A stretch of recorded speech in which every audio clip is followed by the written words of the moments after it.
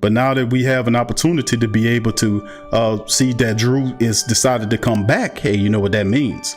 That we can focus on other areas of building this team, like getting a wide receiver. And some people say, well, Q, why would we get a wide receiver if Drew can't push the ball down the field to the deep wide receiver? Which is a great point. That's a great point. But as I've said before, that Drew Brees is the 40-yard assassin. That's what I call him. And it'll stick like a lot of nicknames I've given a lot of people.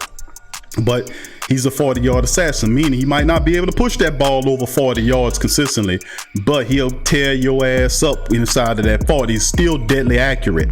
You know, almost in the 70s in this percentage, high passing percentage with Drew Brees, and he had that fuzzy hand situation going on with the thumb. He'll be totally healthy by the time the season start. And remember, that injury took about a year for it to totally heal. So he'll come back. He'll still be deadly accurate. We just have to be able to give him the running game. Unlike previous years, you know where you was going. You know what I'm saying? You now at the precipice where you can see the light at the end of the tunnel for your quarterback. Your quarterback 1 year left on his deal, then he's gone. But so the team, if that's the case, what's the mindset moving forward of how the team will be constructed? Would it be constructed for a 1 year push for a Super Bowl, or would it be constructed for a push for 5 years and beyond? Think about that now. I've been thinking about, like, what is this going to look like? What is the mindset in order to go into free agency? You have to go into free agency with a certain mindset of how this team needs to be constructed. How would the team be constructed? Would it be constructed with 1 year in mind, the Super Bowl for Drew Brees, or would it be constructed in mind for a 5-year operation? That's all I'm saying.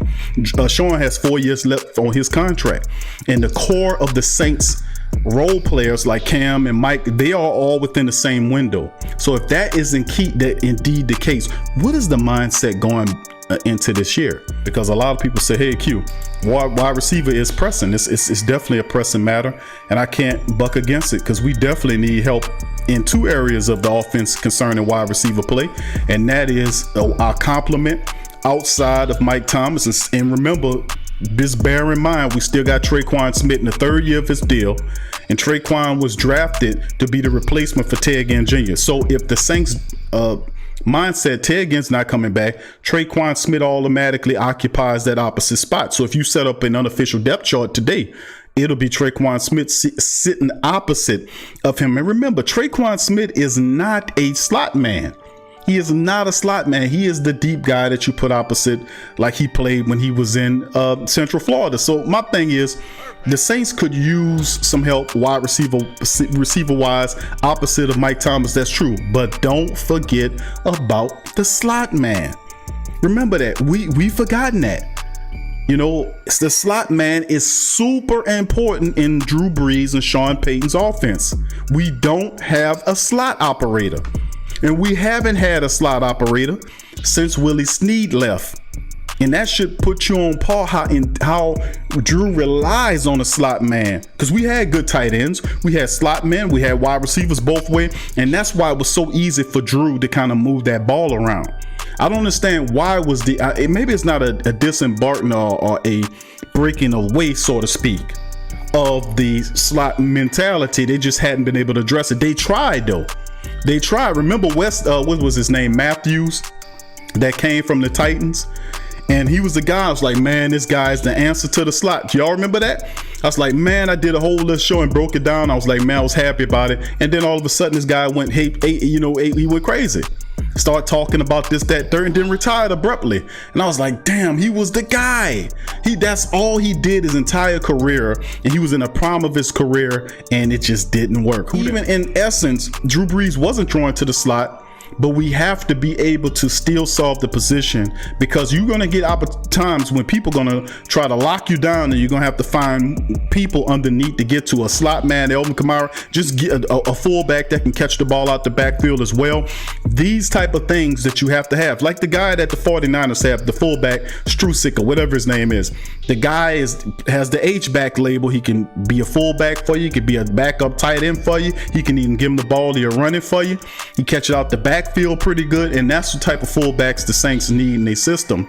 A guy they can bring in to help block if Drew's getting some pressure, and then he can slip out and catch a pass inside the red zone, make a play.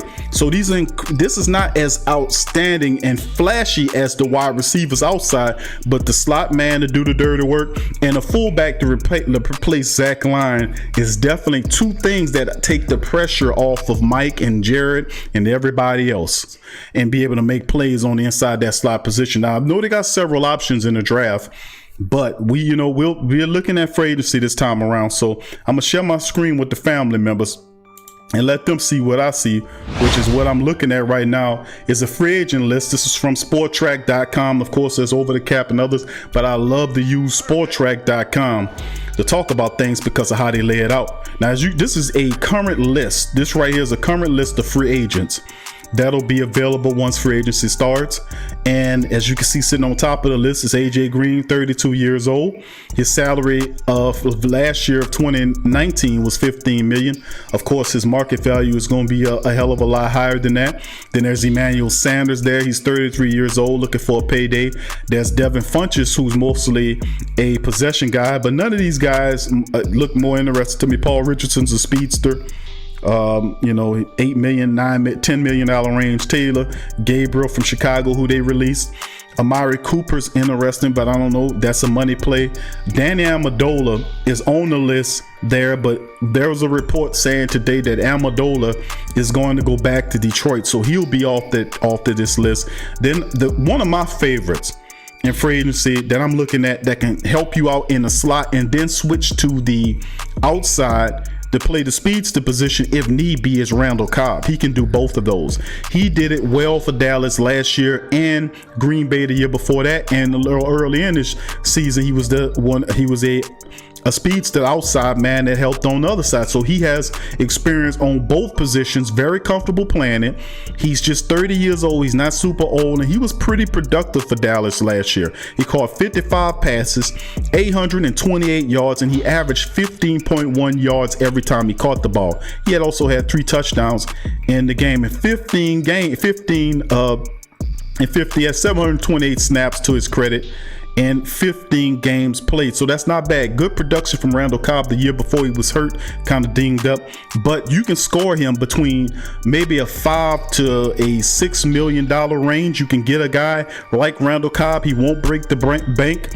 Then there's also other guys like Brashard Perriman, whose father played for the Saints. He's a former Tampa Bay Buccaneer. I mean, not about the Buccaneer. Yeah, he played for the Bucs, I believe. And prior to that, he was a Baltimore Raven. I know that for a fact. He's 26 years old, still a lot to show, was drafted high, didn't really show his stuff as of yet. Really interesting there to see where he goes. A guy that also is very interesting is Robbie Anderson. Of course, he's a lanky guy that plays outside, but I did see the Jets use him at times in the slot. He's a guy that's a red zone weapon for you. He's a tall wide receiver. Kind of crazy though. Kind of mentally unbalanced a bit, you know what I'm saying?